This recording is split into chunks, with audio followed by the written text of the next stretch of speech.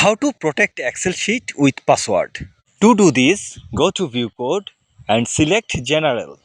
Then we have to type here some codes. Type sub space password first bracket start and first bracket close, then press enter, then space, then active sheet dot protect space password colon, then equal, then inverted comma start and type password and then close inverted comma.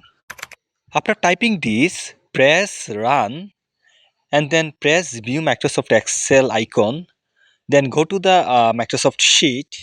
Now here we are trying to type something, but we cannot do that because the Excel sheet is protected. To unprotect the sheet, click the right button of the mouse on the sheet name and select unprotect sheet, then press the password and press OK. Now the sheet is unprotected. To check it, I am typing some words and here I can do it. To get more tricks every day, don't miss to follow Tech Home.